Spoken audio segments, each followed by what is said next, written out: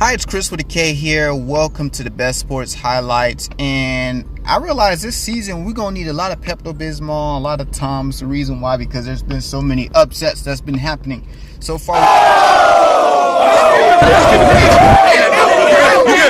We have our second upset.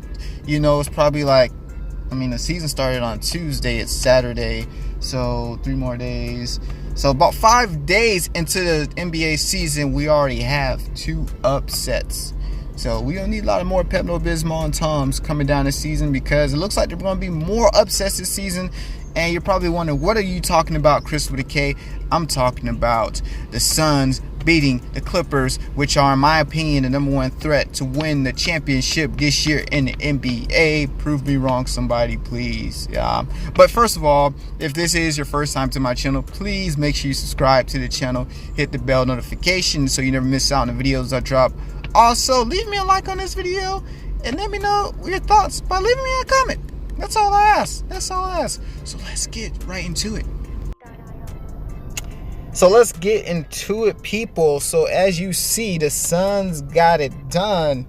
And Pheonix, you're gonna see the rise of the sun. They came out shooting, man. They had the guns, man. I'm just killing it with these bars today. But anyways, the Clips got clipped. They clipped themselves. They won by 8 points. The Suns did. It was a great game. It was a high scoring game.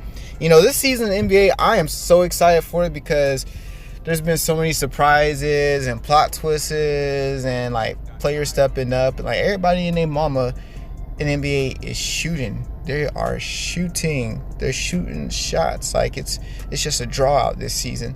So like if you look at it, you know, things racked up in the second half. You know, 30-point quarters for both teams. In the fourth quarter, Pheonix, boy, 39 points. 39 points. At the beginning of the game, it looked like, you know, the Clippers had the game. Well, no. In the beginning of the game, actually, Pheonix was leading. You know, they were going on a run, and then Kawhi made some 3-pointers, and then, like, okay, you see the Clippers coming back, clipping away. But the cool thing I'm learning about the NBA, kind of like an algorithm and stuff like that, the pattern is that if you're able to keep up the scoring, keep up the intensity and stuff, you know, not let the other team go on a run and whatnot, you can win the game. I mean, you don't have to necessarily be a great defensive team, but if you can consistently keep scoring, not slow down, and not let the other team outscore you, and that is the formula to winning. Because as you see in the second quarter, the Clippers were coming back. Third quarter, the Pheonix, you know, to start scoring in them and stuff. It was like basically an up and downhill battle game. Basically, it was a great game. There's so many stars. You know, not stars, but so many players I want to talk about on both prospective teams. More so the Suns, because, like, again, there's a lot of teams I just haven't been watching because they don't come on national TV. They're not, you know, on TNT, or they don't come on ABC on Sundays and stuff like that. But because I get access to all my favorite sports, I can actually watch the games, you know, so I'm able to check them out. You know, worst case scenario, watch some highlights and stuff and whatnot. But yes, let's get into these players I'm talking about. But before I do that, let's talk about the teams, the team breakdown, and see who won what battles. All right, so if we compare teams and whatnot, the Suns shot exactly 50%. You know, it's an even shooting game for them. They shot better from the 3-pointers. They shot 17 of 43. They shot, no. Just by 0.1, but just by a 10%. Or 0.10%. The Clippers shot better from the free throws. You know, they out rebounded the Clippers. You know, oh wow, they out rebounded them by 8.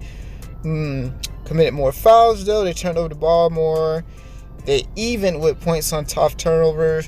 The Clippers, I'm just gonna give it to them for the rest of the season. I guarantee they're gonna be the team that has the most bench points per game, because they got 2 starters that are like bona fide all-stars if you argue about it, and Harrell and Lou Williams. Like, these guys have been putting up double digits every game. Lou Williams has averaged over 20 points every game. Montrezl Harrell, they got like 28 this game, you know, so he's gonna probably average somewhere around 20, and Lou 20. So like that's about 40 points guaranteed a night from your bench, you know, just from 2 people. And usually that's something you hope from the whole bench, right?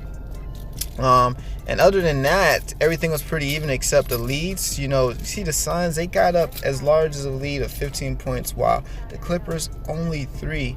So, I mean, these guys came to play. They were playing in Phoenix, of course, but the Suns was really rising, man. It was an eclipse. Well, it wasn't an eclipse today. I thought the Clippers was going to come in and show an eclipse and block out the sun, but the sun shined brightest today. That's what happened. Well, last night, actually. It shined brightest last night. That's what happened.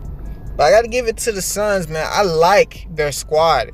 Oubre, he's definitely just always look at that guy with potential that can come out and do big things throughout a game and whatnot. Sarge, people forgot about him, but he was a crucial piece, a part of Philly that year when they had Ilyasova and Sarge, and he was shooting threes with I think Embiid was out. This guy, he's a crucial role player. I think he's the type of player that can probably hit big shots. He can definitely shoot the three, stretch the floor for power forward, which is needing this league today. Baines, the cool thing about him is that he was good in the pick and roll action. I saw the Suns getting into earlier, which you need to stick in that type of game, especially with the spread type of offense. This is a similar style that if you think about Houston, they always stretch the floor. James Harden and the other 3 people on the floor, they stand outside the 3-point line waiting for their shot, while you have someone like a Chandler or Capella in the middle says pick and roll from time to time. The pick and roll game, you don't need to sleep on that game, because that game is very crucial to winning. And the best player on the team, of course, Devin front flipping Booker. He's like, reminds me of Kobe Bryant, so he's Kobe-esque in a sense, but just a newer version of him, new age version. He dropped 30 points, 6 rebounds, 8 assists, man. This guy, eventually he's going to be up for MVP in the future. I don't see why not. Carter, every time I think of Carter, I think of Vince Carter, but it's not Vince Carter. I like him just because of the fact that he drives. I like people who drive to the paint because they can attract the double team, create up more room for more assists. He had 3 steals, not so bad. On the bench, my 2 favorite people are Kaminsky. One, because his name starts with a K. I'm Chris with a K. I like the Ks. People whose name starts with the Ks. He's a good pickup, man. I think he was supposed to be a big name already, but I guess fell below expectations, didn't rise to the expectations that was placed on him. But he dropped 18, 8 rebounds, 6 assists. A great game. And then Tyler Johnson, he's not old, but he's from the Heat. I like Tyler Johnson. Hate that they got rid of him, but he is a great pickup, a left-handed 3-point shooter. Everybody else on the team, I don't know about them yet.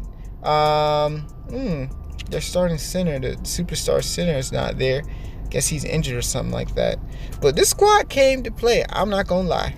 Then we head over to the stats of the team I consider the best in the West. If you think they're not the best in the West, please comment below and let me know who you think the best in the West is.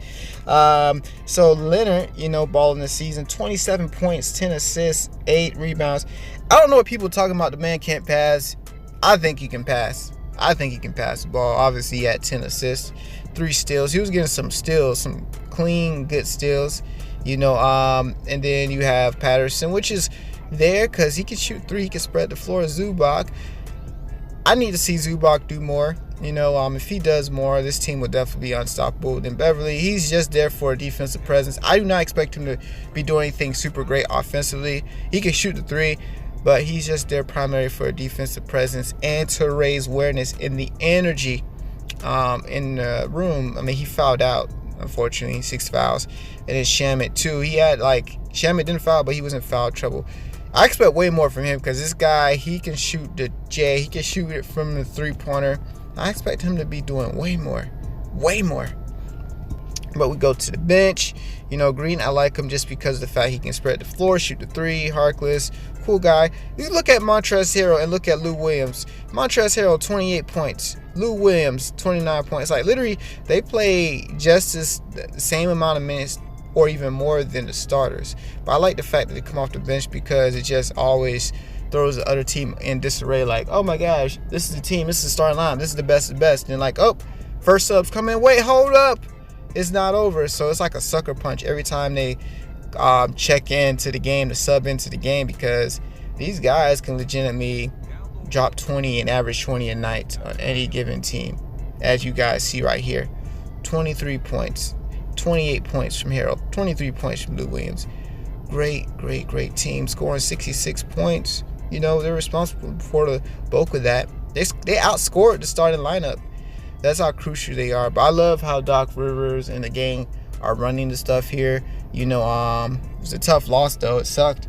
You know, I think they should have won. This was a game that should have won. But then again, today's day and age, everybody's just getting better and motivated to shoot threes and stuff.